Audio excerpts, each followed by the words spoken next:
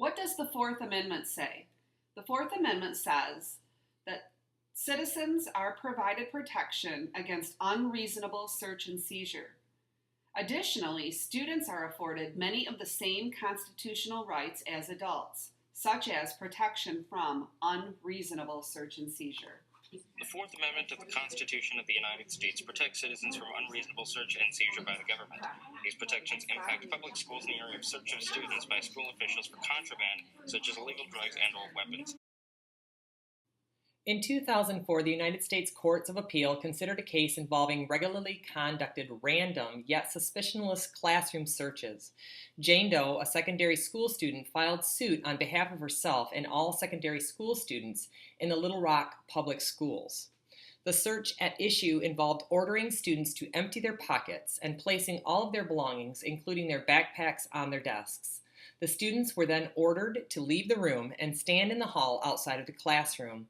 School officials then entered the classroom and searched the belongings of each of the students. During one of these conducted searches, school officials discovered marijuana in Jane Doe's purse. The court ruled that such searches violate the students' Fourth Amendment rights because they unreasonably invade their legitimate expectations of privacy. What exactly constitutes reasonable suspicion? Reasonable suspicion is based on information received from students or teachers that is considered reliable by school officials. As long as the informant is known rather than anonymous and the information provided seems credible, courts will generally find little difficulty supporting administrative actions based on reasonable grounds. The case of Doe versus Little Rock provides us with steps that should be taken in order to ensure the health and safety of students, as well as to avoid litigation from unreasonable student search and seizures. For example, administrators should be trained to accurately identify when a search is warranted. An administrator must have reasonable suspicion the student has violated school rules typically set forth in the district's student code of conduct. Second, the administrator must have reasonable suspicion the search will result in evidence supporting the alleged violation. Additionally, student handbook policies must have definitive guidelines created to afford understanding to students and parents of the intentions of such policies. When a search is conducted, students are afforded due process.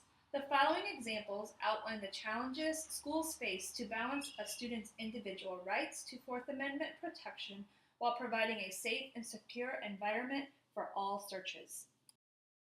Searching student book bags can become complex due to the intrusive nature of the search. This search will likely require stronger evidence to establish reasonable suspicion.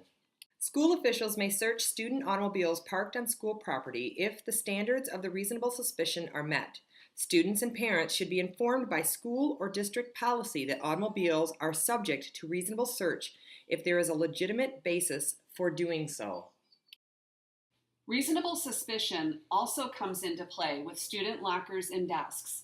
Even though these are school property, they may be searched at any time if there is reasonable suspicion that the student has violated the law or a school rule. Students should be informed that lockers will be searched if reasonable suspicion is established. This is often outlined in the student handbook. The student affected should open the locker in the presence of school officials. This student may also request the presence of another student if he or she wishes. It may seem a little invasive, but schools are permitted to use drug dogs to sniff out contraband during unannounced random searches.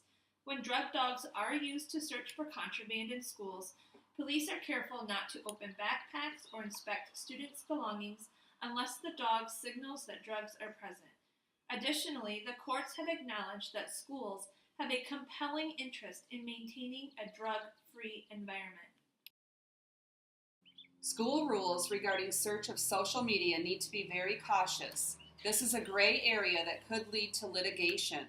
Search of social media has been centered around three key incidents: criminal activity, violation of school rules, or potential harm to another student.